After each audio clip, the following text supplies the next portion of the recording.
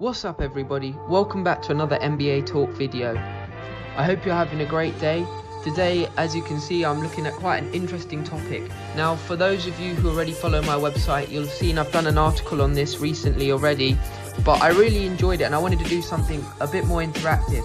But if you have already read the article, it will be quite similar, but definitely worth a listen to. Now, please feel free to share your opinion on the topic below, and also to debate respectfully in the comment section. Also, on a side note, if you don't already follow my website, please go and do so for all the best year-round sports. James Harden, he's far and away the NBA's MVP, but is he the best player in the world right now? Now, I know there's a lot of things that come to mind straight away, but I'm going to break this down. I'm going to do it in two parts to make this interesting. And before you come to a decision or write immediately, no, LeBron's the best player in the world, please listen to what I'm saying and hear me out. I'm not necessarily saying he is the best player in the world, but hear out what I'm saying. So I'm going to break it down in two parts. The first part being the MVP race for this season. Now, the MVP race is over. This year, Harden dominated from start to finish. Every night he was doing something special. I mean, it was getting more and more unreal watching him. It's been absolutely incredible to see from start to finish. We saw him beat the Warriors game 1, his 56-point outburst against the NBA's leading defense, the Jazz, his 60-point triple-double, which was the first of its kind, and then more recently, he had a clutch 42-point game against the Trailblazers. They're just a few big performances that immediately come to mind amongst many, many more. Now, what's been so special is how remarkably efficient he has been. He leads the NBA in scoring, threes, ISO points, which he actually has more of than any other team in the NBA. Yes, I'll let that sink in because that's just ridiculous. There are teams that average less ISO points than James Harden. And now he's managed all this whilst sitting third in assists. And this is despite playing alongside star point guard Chris Paul. He's managed to elevate his teammates' play and he's been a key factor in propelling the Rockets to top seed in the West. Also, something that has been really improved this year is his defense. Now, I know a lot of people talk about this, so I'll touch on it more later, but he really has been a good defender this year. And not to mention his big plays always coming up in the clutch. He worked really hard this offseason and it's really paid off. If you're asking me this season who's the best player in the NBA, it's James Harden clearly. I think most people, if not all, agree with me, as many expect him to be not just named MVP, but unanimous MVP at the end of the year. So with that being covered, he's the best player in the league right now this year. But one MVP race doesn't make you the best player in the world. For example, you look at 2011 Derrick Rose. He might have been the best player that season, but even then I think people will still argue for LeBron. But that aside, no one was arguing that Derrick Rose was the best player in the world at that time.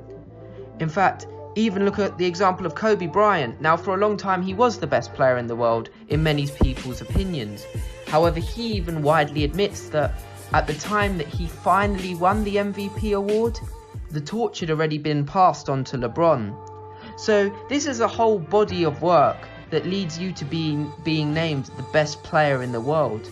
And it doesn't necessarily mean winning the MVP. This title has been attributed to LeBron James for at least the last few years.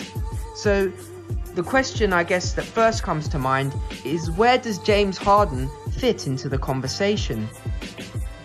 Well, I guess you could say there's a number of names that belong in that conversation.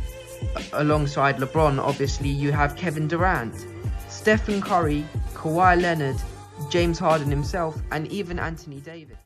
But what then makes the best player in the world? Well, we established that one single MVP race doesn't do that.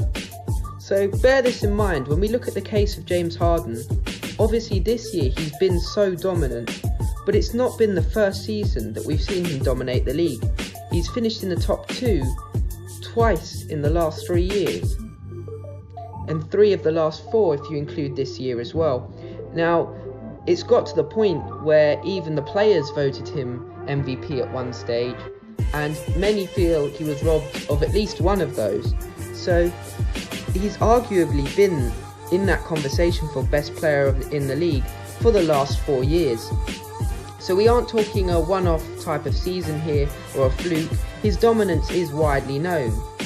But some questions come with his game, and these are major factors. Surely the world's best player should be at least competent at both ends of the floor, right? It's only fair to say that that should be the case.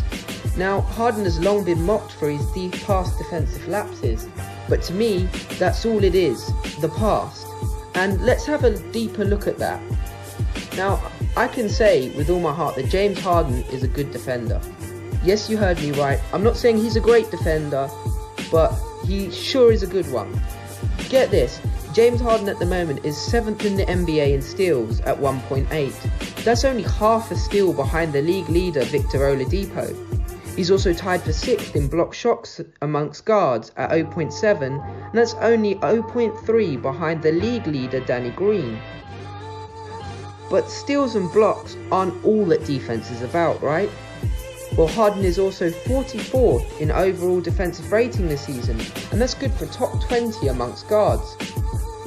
Now, not to mention this interesting fact that I found, among players who have defended in the low post at least 38 times, Harden has the best success rate in the NBA. Opponents have scored 26.2% of the time against him in those situations, and Harden has allowed 0.51 points per possession. Both those results actually lead the NBA. So that's interesting, and hopefully that clears up a bit about his defense. But again, in the past, it seems like his effort has faded at times.